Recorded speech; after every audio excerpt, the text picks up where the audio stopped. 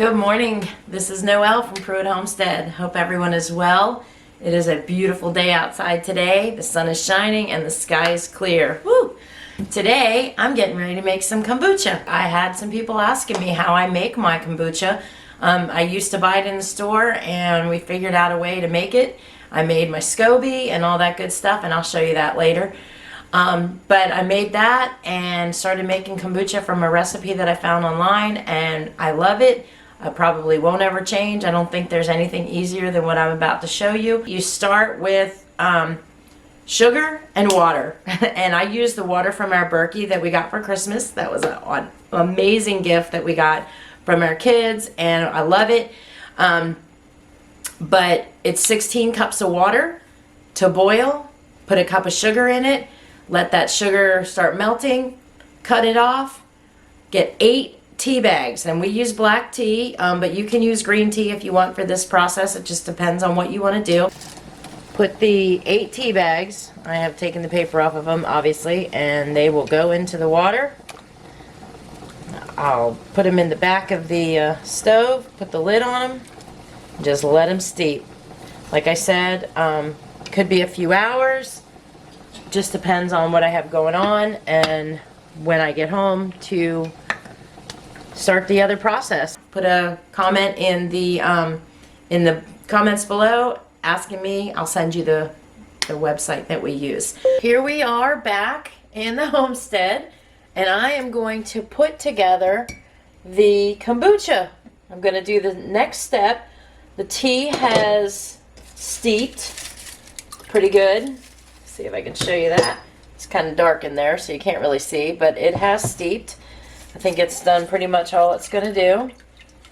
I'm going to discard the tea bags. Now, I throw them away. If there's somebody out there that has an idea what to do with those tea bags after they use them like that, let me know. So this is how I do it. I have this jar that I bought at Walmart. Pretty simple. Had a metal lid on it, but I don't use the lid. It has been cleaned and disinfected and everything from the last making. I only use it for kombucha. I am literally going to pour this tea in the jug.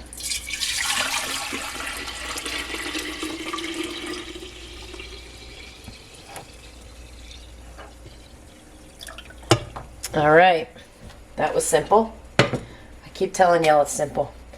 This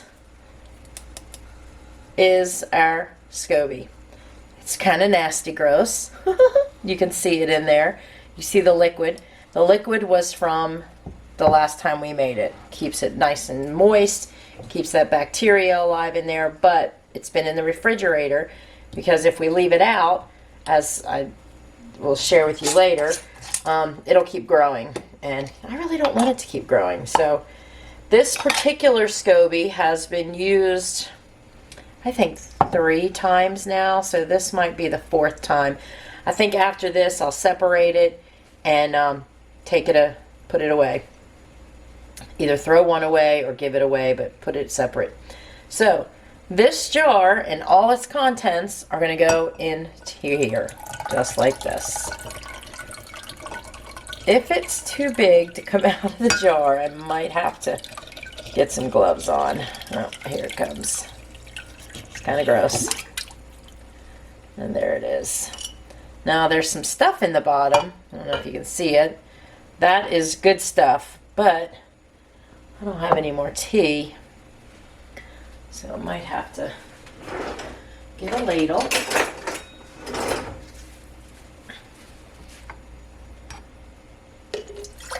Pour it in there.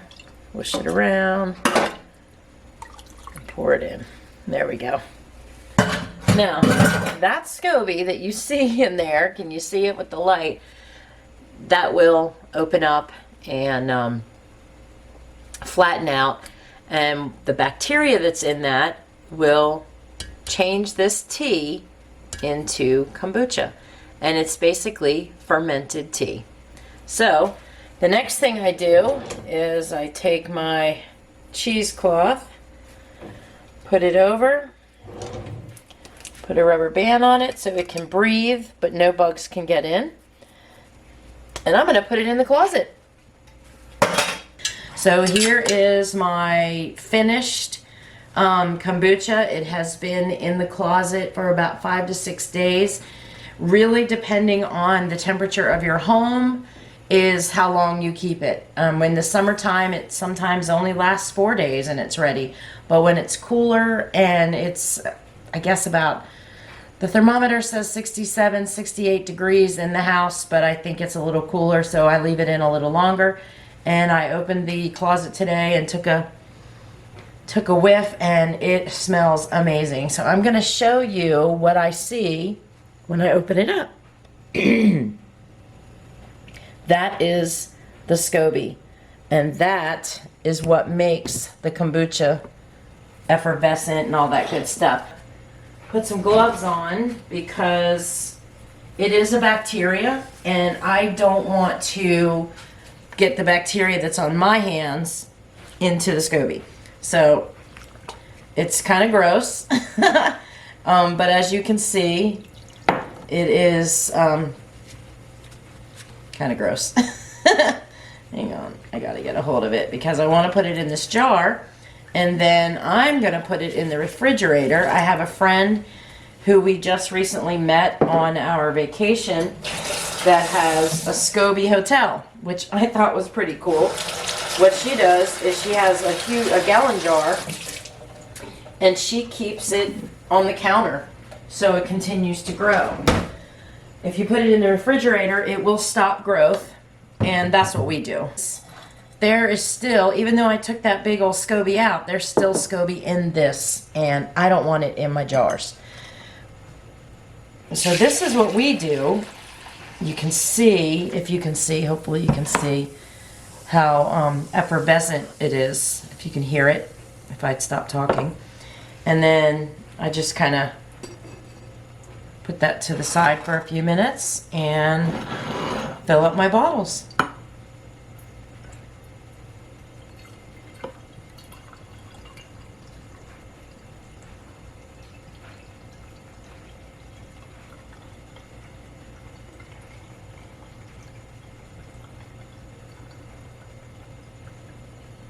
And this, once it's filled, you see the fizz? It's still fizzing. Once these are filled, they'll go in the fridge. This has been in the refrigerator for about 5 days. I usually fill up about 6 or 7 bottles. No, maybe not that many. 5 or 6 bottles, and they go in the fridge. And we drink them every day. Brian especially drinks them every day. He mixes it with some of our Plexus product that it's called Active, and he likes that flavor, so he does it that way.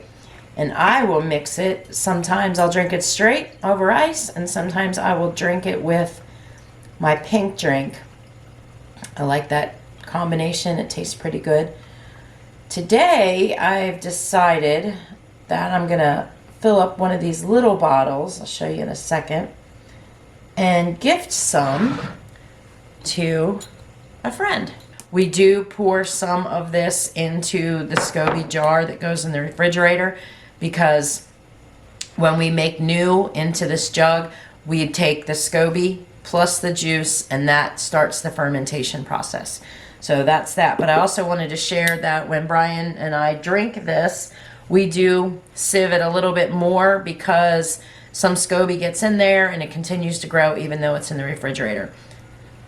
And it doesn't taste very good. You can put this back in the refrigerator with some different fruit in it to, you know, ferment some other fruit. We tried that a few times.